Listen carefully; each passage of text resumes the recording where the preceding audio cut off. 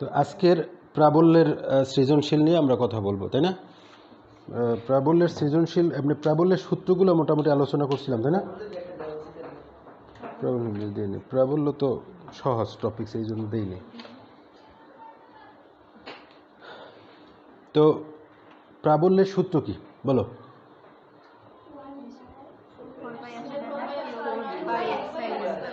One by 4πε0 q by r square. প্রাবল্যের মূল সূত্রটা কি, জাতক সূত্রটা কি, যেটা থেকে প্রাবল্য আমরা ই সমান এফ ভাগ কিউ। এককটা কি হয়? নিউটন পার কুলম। প্রাবল্য যেখানেই থাকুক না কেন একক নিউটন পার কুলম, অর্থাৎ প্রতি কুলম চার্জের জন্য যদি 1 নিউটন বল প্রয়োগ করা হয় তাই হবে 1 নিউটন পার কুলম। ঠিক আছে? এক কুলম চার্জ বা একক চার্জের জন্য যে পরিমাণ বল প্রযুক্ত হয় তাকে প্রাবল্য বলে। এই আর প্রাবল্যের আরেকটা দূরত্বের সাপেক্ষে প্রাবল্য সূত্র হচ্ছে ই সমান 1/4πε0 কিউ ভাগ আর স্কোয়ার বা ডি স্কোয়ার। এই হচ্ছে সূত্র। তো প্রাবল্যের সাধারণত যত অবজেক্টিভে এইটা দিয়ে দুই একটা প্রশ্ন করে, অবজেক্টিভমূলক সমস্যাগুলো এইটা দিয়ে একটা কোশ্চেন করতে পারে। এটা দিয়ে সাধারণত সিকিউতে কোনো কোশ্চেন আসে না, এমসিকিউতে এটা আসে। সিকিউর কোশ্চেন সাধারণত এটি। তো প্রাবল্যের একটা সামগ্রিক ধারণা দিব যাতে তোমরা বুঝতে পারো। তো সেখানে আমি প্রথমে 3-4টা চিত্র আঁকি। এগুলো যদিও তোমরা মোটামুটি তোমাদের দেখানো হয়েছে, তারপর আবার একটু দেখাই। এই একটা চিত্র,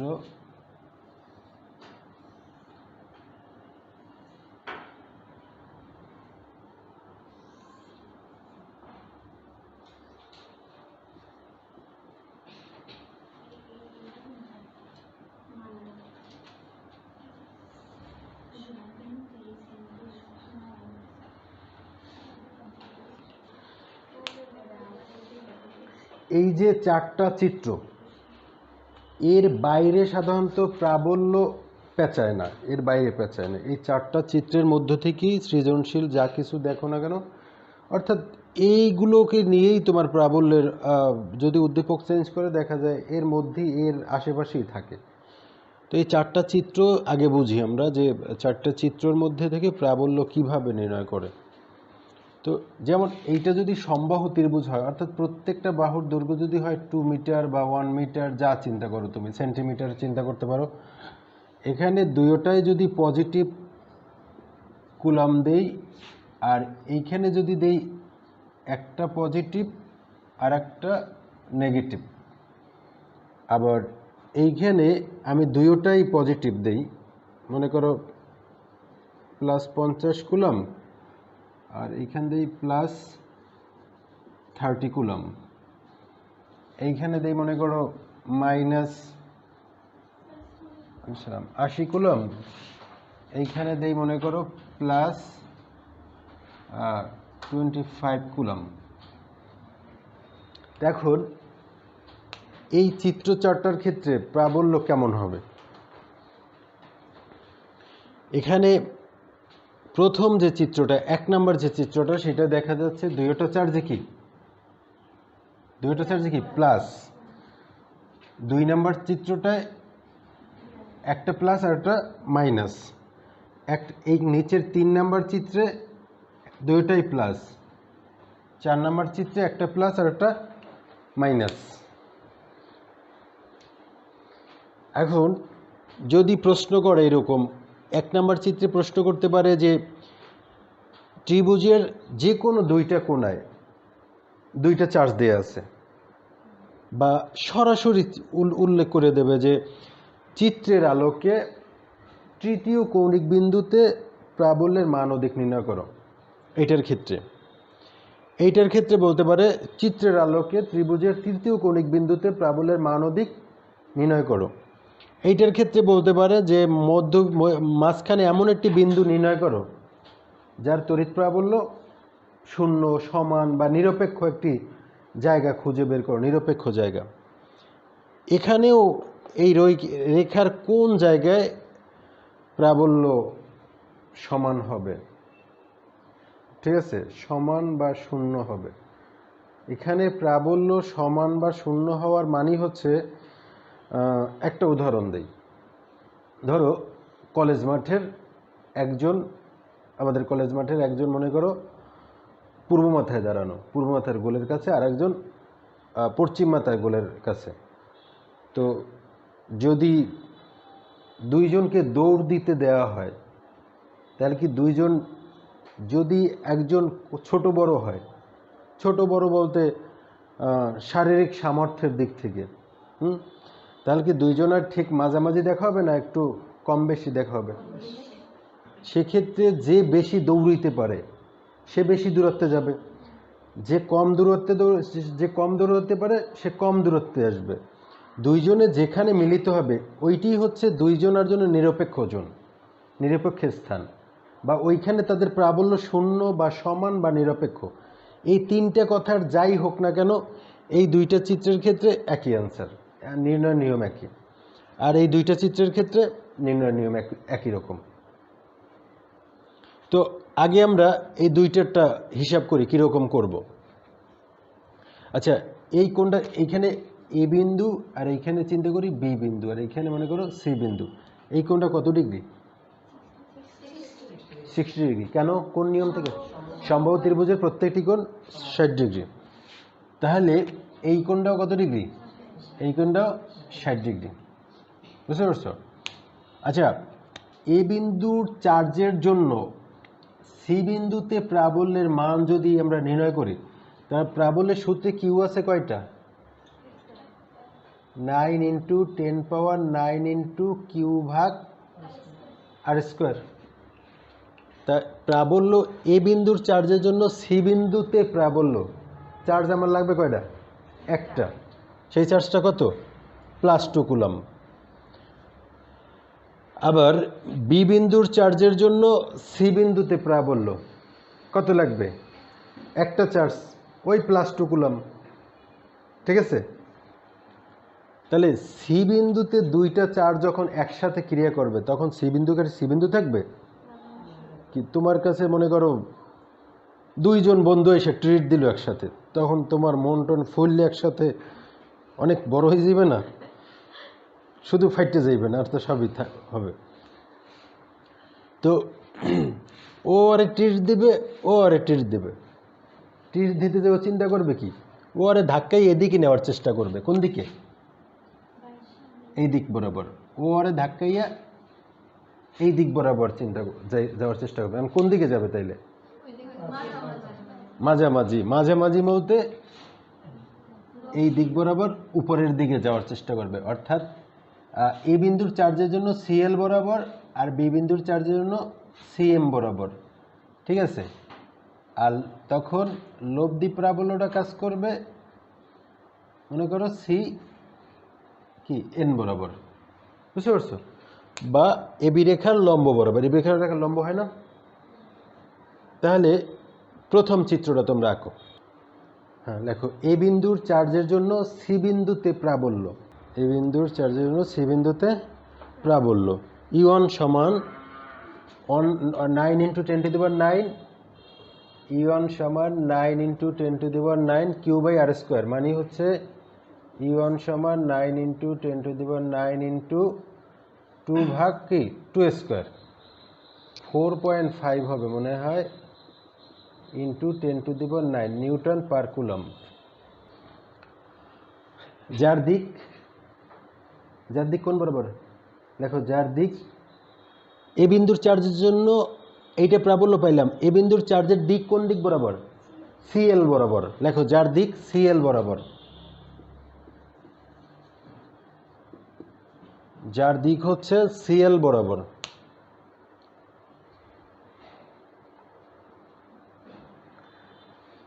এখন লেখো বি বিন্দুর চার্জের জন্য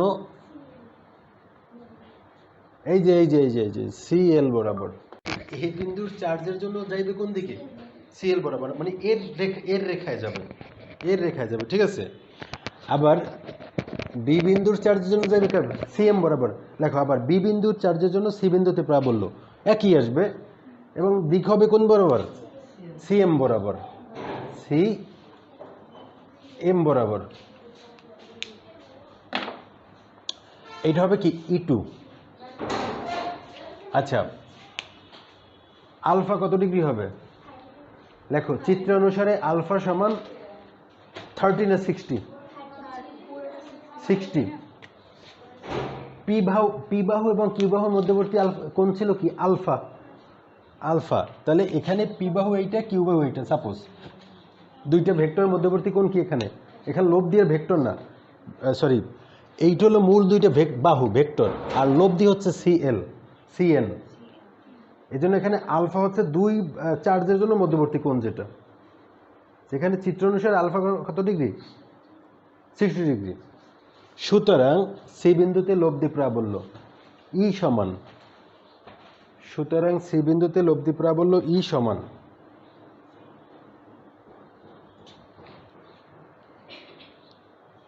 সূত্র কি? হ্যাঁ, লব্ধির সূত্র কি? না, E1 square plus E2 square plus 2E1 E2 cos আলফা। তাহলে E1 এর মান এইটা, E2 এর মান এইটা, ঠিক আছে? আলফার মান কত? 60 ডিগ্রি। বসাও।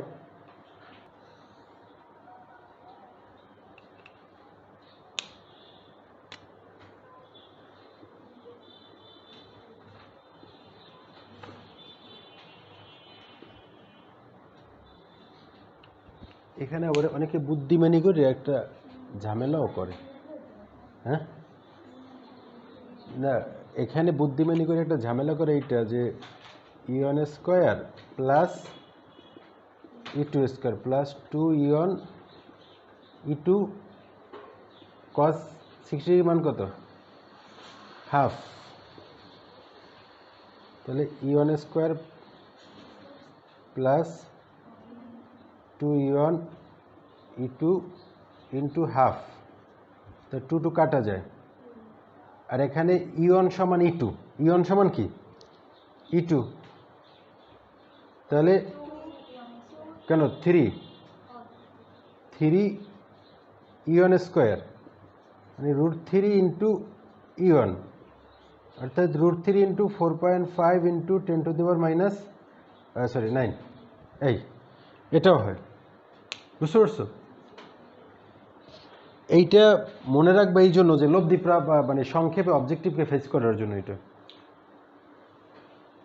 এখন যদি দিক নির্ণয় করতে বলে, কোন সূত্র? tan থিটা সমান কিউ সাইন আলফা ভাগ পি প্লাস কিউ। দেখেন কিউ কত? E1, Q2 পি কি? E2, E1 E2 মান বসাবা। আলফার মান কত? 60 degree. cos 60 degree sine 60 degree মান তো জানা আছে, বসাবা tan ইনভার্স দিয়ে থিটার মান বের করে ফেলাবা, ঠিক আছে? এইভাবে তোমরা প্রথম চিত্র গেল আমাদের কত আসছে? এটার মান আসে কত?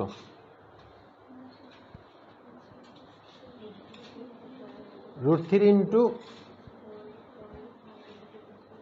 9। চলো 2 নম্বর চিত্র করো, দেখি, শুরু করো।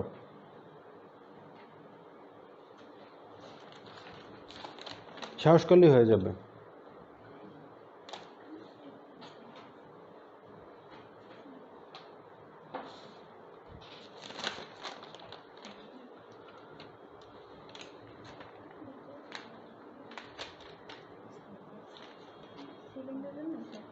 হুম, 2 নম্বর চিত্রের ক্ষেত্রে কি হবে? এ বি সাপোজ, তাই কি বরাবর? ওই সিএল বরাবর, ঠিকই আছে। এইটা হবে কি? এই দিকে মনে করো, হ্যাঁ এটা ঋণাত্মক, সেই জন্য নিচের দিকে আসবে। ঋণাত্মকগুলো টানবে নিজের দিকে। এইটা প্রাবল্যের যে কোনো অঙ্কেই যাও না কেন, বিভবের যে অঙ্কে যাবে সবসময়, যদিও বিভবে তোর দিক প্রকাশ করবে না, কারণ বিভবে দিক প্রকাশ করবে না কেন? বিভব কি রাশি?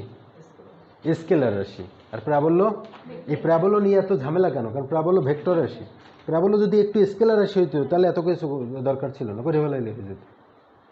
বিভব কি রাশি? স্কেলার রাশি। প্রাবল্য ভেক্টর রাশি। জিজ্ঞেস করাটাই ব্যর্থ হয়ে গেছে, পারছো এই জন্য। তো এ বিন্দুর চার্জের জন্য সি বিন্দুতে প্রাবল্য কি ওই একই মান আসবে 4.9 × 10⁹ যার দিক বি ওই সিএল বরাবর ওই ইয়নের মান 4.5 × 10⁹ আসবে যার দিক কোন বরাবর সিএল বরাবর আর ওই ই বিন্দু বি বিন্দুর চার্জের জন্য সি বিন্দুতে ওইটাই আসবে 4.9 × 10⁹ নিউটন পার কুলম যার দিক কোন বরাবর সিএন বরাবর নিচের ভিতরের দিকে থাকবে কারণ এটা ঋণাত্মক চার্জ সেই জন্য তখন লব্ধি প্রাবল্য কোন দিক কাজ করবে এই দিক বরাবর যাবে সিএম বরাবর লব্ধি প্রাবল্য কাজ করবে সিএম বরাবর ঠিক আছে ওই মাঝামাঝি যাবে এইটা দুইভাবে লেখা যায় এবি বাহুর সমান্তরাল অথবা এবি বাহুর সমান্তরালই বলাটাই উত্তম বা অনুভূমিক এটা আলফা কত ডিগ্রি আসবে আলফা আসবে 120 ডিগ্রি আলফা আসবে 120 ডিগ্রি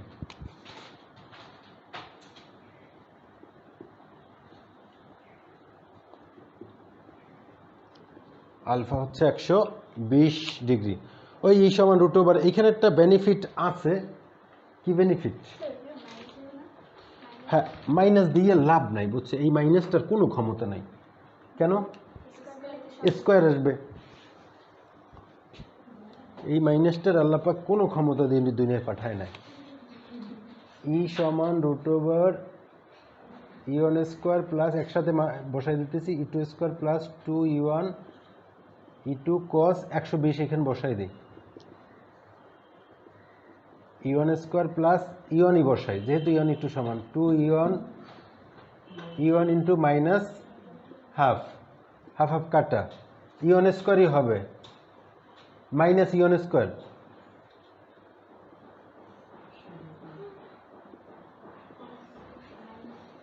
মাইনাস e1², এই একটা ইয়ন থেকে একটা ইয়ন বাদ যাবে অর্থাৎ e1² সমান ইয়ন অর্থাৎ যে কোনো একটা প্রাবল্যের মানই হচ্ছে এটা লব্ধি প্রাবল্য যে কোনো একটা প্রাবল্যের মানই হচ্ছে কি লব্ধি প্রাবল্য এই 4.9 × 10⁹ ঋণাত্মক চার্জের জন্য এটা হয় কোশ্চেনটা আজকে যাই দেখবো ঢাকা বোর্ড 19 রাজশাহী 19 ঢাকা 19 এই কি বলছি বুঝছো রাজশাহী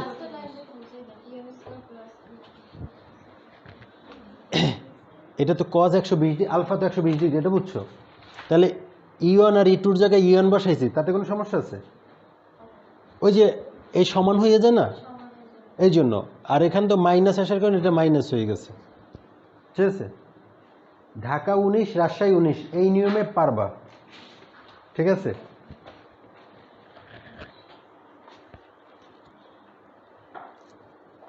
এটার দিক হবে কি এবি এর সমান্তরাল বা অনুভূমিক এবি এর সমান্তরাল বা অনুভূমিক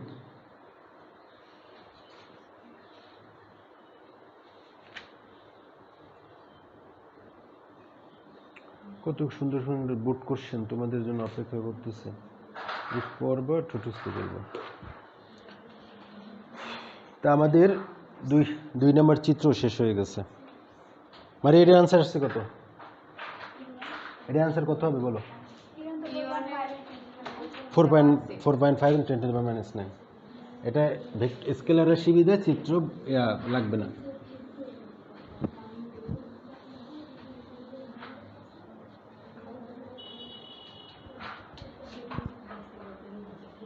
মেঘলা বলো এইটার এই চিত্রের 3 নম্বর চিত্রের লব্ধি প্রাবল্যটা বা নিরপেক্ষ বিন্দুটা কোন জায়গায় পাবো মাঝখানে না বাইরে মাঝখানে কেন মাঝখানে দুইটাই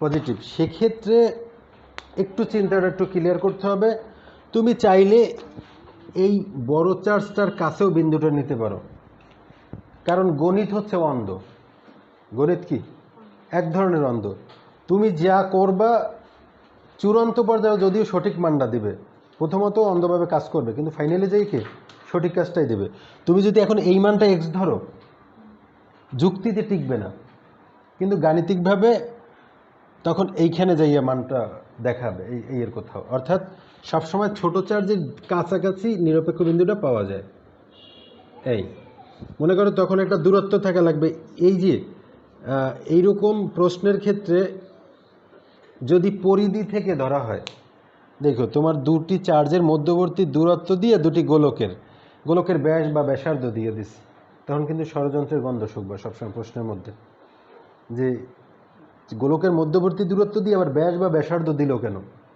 তখন এই ব্যাসার্ধটুকু যোগ করে নিতে হবে দূরত্বের ক্ষেত্রে, কারণ সবসময় গোলকের কেন্দ্র থেকে হিসাব করতে হবে। বুঝতে পারছো? তাহলে এই দূরত্বটা মনে করো ছিল 0.8 মিটার বা 80 সেন্টিমিটার দিলে, তাহলে এইটাকে যদি ধরি আমরা এক্স, এইটা হবে কত? 8 মাইনাস এক্স। বুঝতে পারছো? এখন লেখো 3 নম্বর চিত্র দিয়ে, তারপর লেখো মনে করি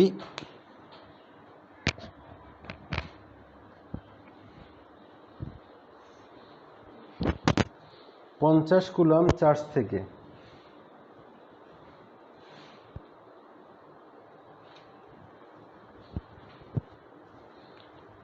মনে করি 50 কুলম্ব চার্জ থেকে এক্স, এইভাবেই লিখবা তাহলে সহজ হবে ল্যাঙ্গুয়েজটা। এবং মনে করি 50 কুলম্ব চার্জ থেকে এক্স এবং 30 কুলম্ব চার্জ থেকে 0.8 মাইনাস এক্স দূরত্বে পি বিন্দুতে, একসাথে বিন্দুটা এসে যাবে, এবং 30 কুলম্ব চার্জ থেকে 0.8 মাইনাস এক্স দূরত্বে পি বিন্দুতে তড়িৎ প্রাবল্য 0 বা সমান হবে।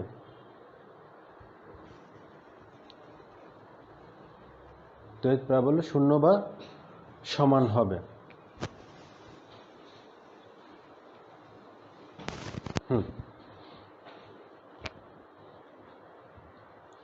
অতএব 50 কুলম্ব চার্জের জন্য পি বিন্দুর প্রাবল্য লেখেও করলে করতে পারো, না করলেও করতে পারো।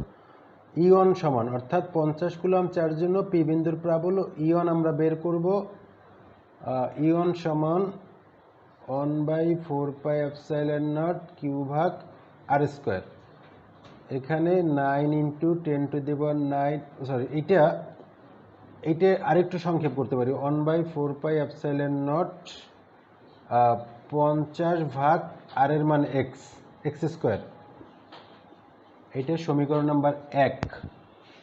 এবং 30 কুলম্ব চার্জের জন্য E2 ধরি, বা এইখানে আমি 50 দিয়ে দিই যাতে বুঝতে সুবিধা হয়, এখানে আমি 30 দিয়ে দিই।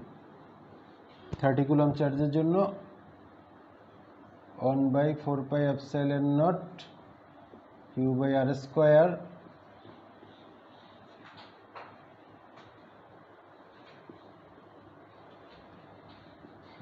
1/4πε0 30 ভাগ 0.8 মাইনাস এক্স হোল স্কোয়ার। শর্তামতে আমরা বলি কি শর্ত মতে, তাই না?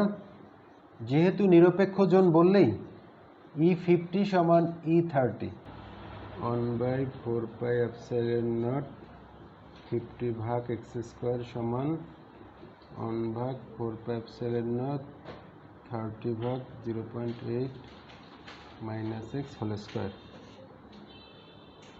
এখান থেকে শুরু করি, উভয় পক্ষ থেকে এই জিনিসটা বাদ যায়, তাহলে থাকে 50 ভাগ এক্স স্কোয়ার সমান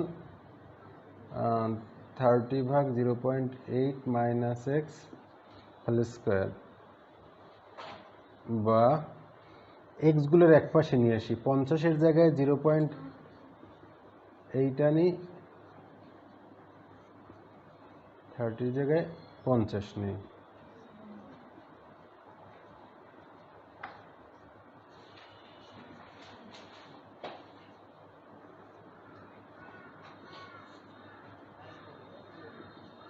এই নিয়মটাই ফলো করবা সবসময়, তাহলে হবে কি এই অঙ্কটা নিয়ে পেঁচান লাগবে না, রুট হয়ে যাবে এখানে।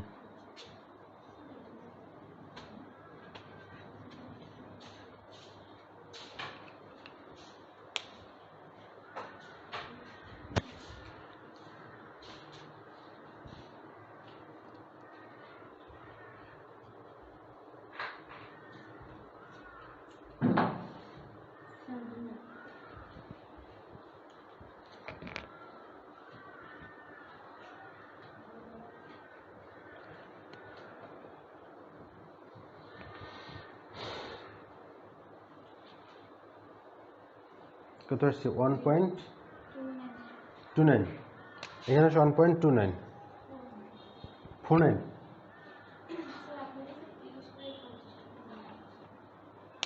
30/50 এটাই তো দেখা যায়।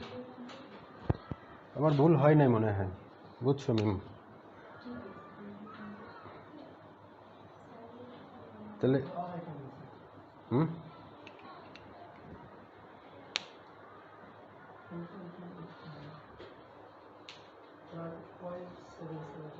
হুম হুম সেটাই তো হবে, সেটাই তো হবে 0.7 বা 0. সংখ্যা আসবে না তো, 0.775 এইটি। এখন আমরা উপরে যাই, তো এক্সটা এই পাশে নিয়ে আসি, 0.775 এক্স প্লাস এক্স সমান 0.8। এইটা হিসাব করতে পারো কিনা? কার সাহস আছে? এইটা কত হইবে? এক্স কমন নিতে হবে, এটা কিন্তু ম্যাক্সিমামই বোঝে না, ভুল করে। এক্স কমন নিলে এখানে 1.775, 1.775 এক কথায় 1.775। এইটা মহিলা কলেজের স্টুডেন্ট বলে তোমরা পারছো, কিন্তু হ্যাঁ ও সবাই বলছে।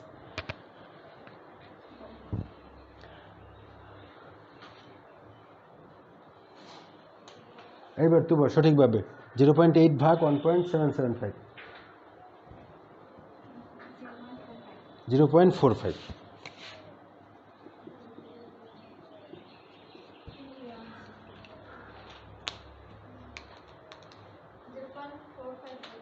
আর হয়েছে যা হয়েছে, তো এদিক থেকে 0.45 আর এদিক থেকে কত?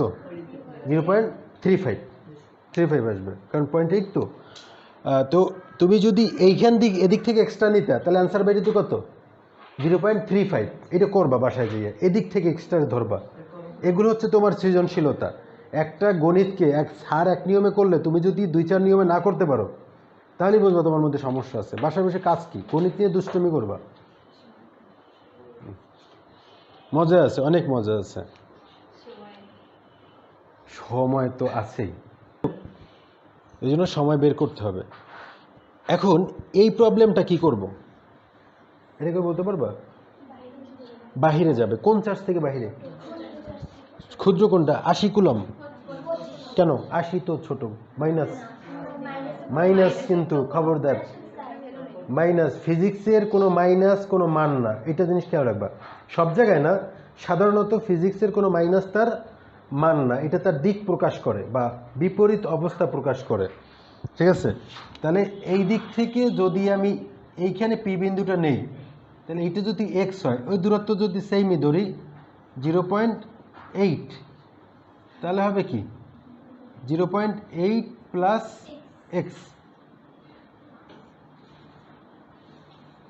আর এইটা এক্স। তখন আমরা কি করব? এইখানে একটা আগেরটা এক্স দেব, আর এইখানে কি করব? প্লাস এক্স দেব। তারপর সেম নিয়মে করে যাব, দেখবো অঙ্কটা হয়ে যাবে। হ্যাঁ, এটা তুললে নাও, এইরকমই তুললে নাও, কালকে এটা নিজে করবা বাসায়।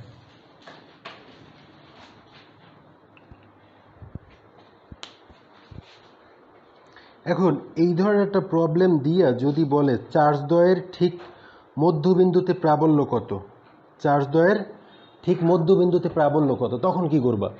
এই চিত্রের ক্ষেত্রে তখন কি করবা? তখন এইটার ইয়নটা বের করবা। মধ্যবিন্দুতে মানে কত? 0.4, পয়েন্ট কি 4। তখন এই যে গাণিতিক জিনিসটা আছে এইটা ঠিক মধ্যবিন্দুতে, তখন E1 সমান 9 × 10⁹ × 50 ভাগ কি 0.4 স্কোয়ার, যেই মানটা পাবা।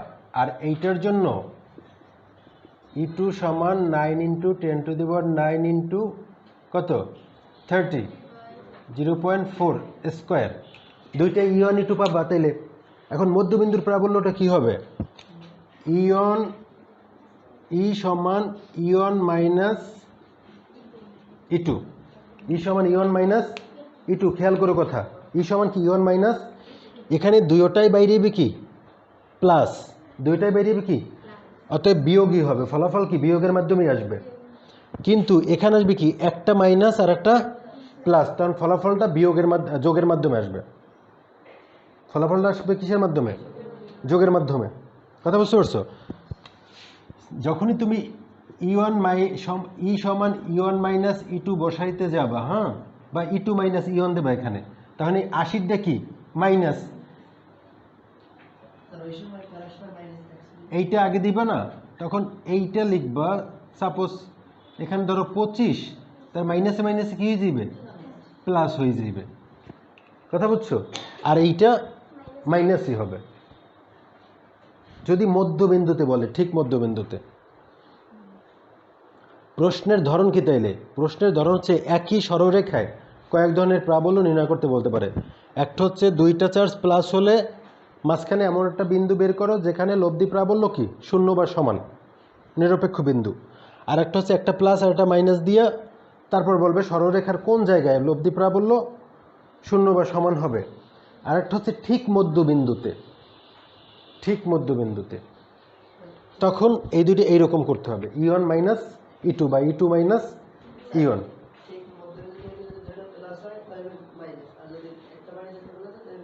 তোমার সূত্র হচ্ছে মাইনাস করা।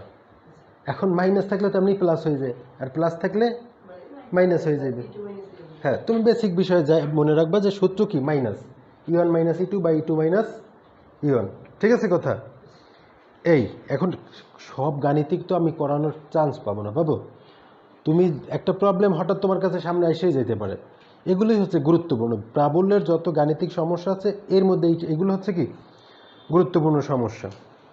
যেমন এই যে সমস্যাগুলো দেখাইলাম, এর জন্য তুমি যেটা দেখতে পারো সেটা হচ্ছে যে এই যে Barishal board 2017, Barishal board 2017, Sylhet board 2017, Chattogram 2017, এই কোশ্চেনগুলো এই নিয়মে। এবং যদি তোমরা লেকচার গাইড দিয়ে দেখো তাহলে আমি যে নিয়মে করাইছি না এই নিয়মেই পাবা। হ্যাঁ, 2017 চট্টগ্রাম, সিলেট, বরিশাল আমি যে নিয়মে করাইছি না এই নিয়মেই পাবা। কিন্তু অন্যান্য গাইডে এটা ভিন্নভাবে করতে পারে। কিভাবে সেটা একটা নিয়ম দেখাই দিই, তোমরা যদি কনফিউশন না হও।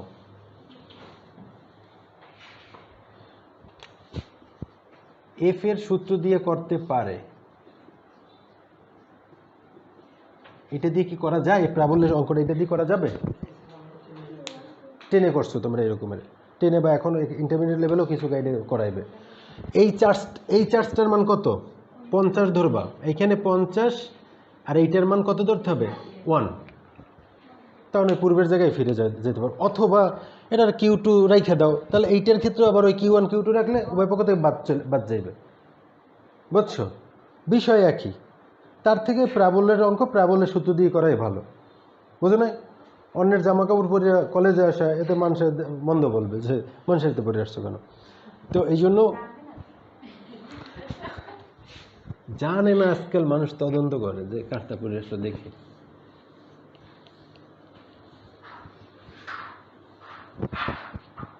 তো আজকে 5টা সৃজনশীলের ধারণা দিলাম, ঠিক আছে? এই প্রবলেম যেমন ঢাকা বোর্ডের যে কোশ্চেনটা আমি একটু আঁকি যাতে তোমরা বুঝতে পারো। ঢাকা বোর্ড টাইম আছে তোমাদের? ঢাকা বোর্ডে যে কোশ্চেনটা আসছে দেখো যে ঢাকা বোর্ডের একটু ভিন্ন আছে, ঢাকা বোর্ডটা তোমরা পারবে না, ঢাকা 19-এরটা, ঢাকা 19-এরটা পারবে না তোমরা, পারবা? ঢাকা 19-এ বলছে কি এখানে এ বিন্দুতে 2 কেজি ভরের একটি বস্তু ঝুলিয়ে রাখলে কি বৈদ্যুতিক ব্যবস্থা নিতে হবে, বিশ্লেষণ করো। 2 কেজি ভরের একটা বস্তু আলাদাভাবে ঝুলিয়ে রাখার কথা বলছে। এখন ওই 2 কেজি ভরের বস্তুটার জন্য আলাদা বের করতে হবে, এফ এর মান বের করতে হবে। এফ এর মান বের করিয়া তারপর চার্জ বের করতে হবে, কিউ বের করতে হবে। অর্থাৎ এফ ইজ ইকুয়াল টু কি, এফ ইজ ইকুয়াল টু কি এমজি। এম এর মান কত? 2 × 9.8, 19.6 নিউটন। এফ সমান 9 × 10⁹ ইন্টু কিউ ভাগ কি আর স্কোয়ার, ঠিক আছে? এই এফ এর মান 19.6 বসাইয়া তারপরে তুমি কিউর মান একটা বের করবা, বুঝতে পারছো? কিউ সমান হয়ে যাবে, কিউ স্কোয়ার হয়ে যাবে, Q1 সমান Q2 হয়ে যাবে, বুঝতে পারছো? Q1 সমান কি Q2 চিন্তা করবা, তাহলে কিউ স্কোয়ার হয়ে যাবে এখানে। এইভাবে এই প্রবলেমটা দেখলে আশা করি পারবা ইনশাল্লাহ। প্রশ্নের মধ্যে তো কিছু প্যাচ কিছু থাকবে, এগুলো কাটাইয়া ওঠার চেষ্টা করতে হবে।